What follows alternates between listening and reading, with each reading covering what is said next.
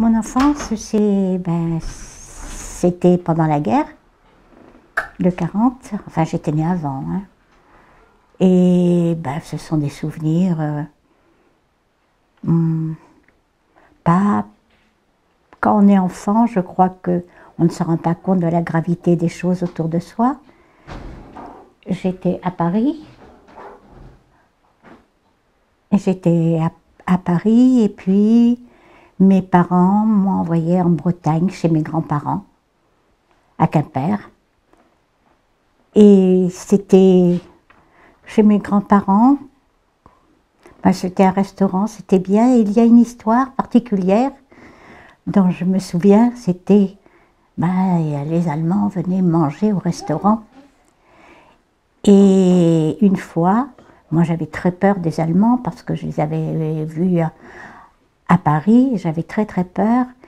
Et un jour, alors que je passais dans la salle de restaurant, l'un d'eux m'attrape par la main et puis m'offre et me tend une poupée. Et moi je me mets à hurler parce que j'avais peur de ce monsieur. Et ma grand-mère était venue et puis il lui avait expliqué, c'était Noël, qu'il avait une petite fille de mon âge. Et ça m'émeut. Une petite fille de mon âge qu'il ne connaissait pas. Et donc, comme c'était Noël, c'était à moi qu'il offrait une poupée. Je me suis toujours souvenue de ce moment-là où j'ai eu conscience, peut-être, à cet âge-là, que on pouvait tous être ensemble, être un papa et être une maman. Je crois, je devais avoir 4 ans. Et puis,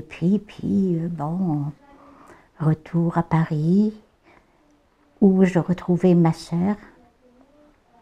Ma sœur, je crois que ça a été la personne, je pense, la plus importante de ma vie. Avec mes enfants, bien sûr, et mes petits-enfants. Mais ma sœur, c'est toute une histoire. On nous appelait, quand nous sommes partis en Algérie, c'était en 1948, le 7 mai, je me souviens même de la date, et nous avons habité un petit village au bord de la mer, un village de 1000 habitants, où vraiment on avait été émerveillés par la plage toute proche, on allait y ramasser des coquillages, et maman, qui était couturière, habillait Daniel et moi toujours de la même façon. Si bien que dans ce village, on nous appelait toujours les jumelles, les petites piclées. Et puis en grandissant toutes les deux, on en avait assez d'être habillés de la même façon et de toujours, on nous appelait pas ni Daniel ni Ghislaine, nous étions les petites piclées. Et on disait toutes les deux, oh là là, mais vivement qu'on se marie, on n'aura pas eu les mêmes noms. Et savez-vous ce qu'on a fait? On est épousés de frères. Donc nous n'étions plus les petites piclées, mais les Madame Tournée.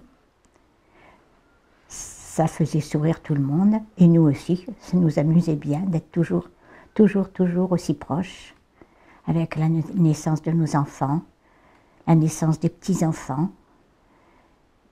Et oui, par la pensée et puis la présence, on était toujours ensemble.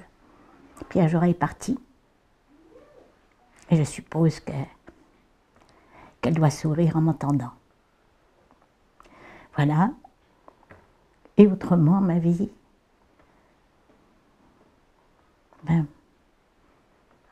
ça a été après mes enfants, puis mes petits-enfants qui sont toujours très présents en moi et dans la réalité. Voilà.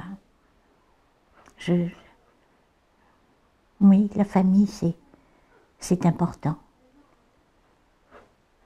Voilà, que vous racontez encore, parce que tout ça, c'est ma vie. J'ai eu un frère aussi, qui plaisantait toujours beaucoup, malgré que je pense que tout en plaisantant, il était sans doute très triste en lui toujours. Pourquoi, je ne sais pas, mais je pense que c'était quelqu'un de triste.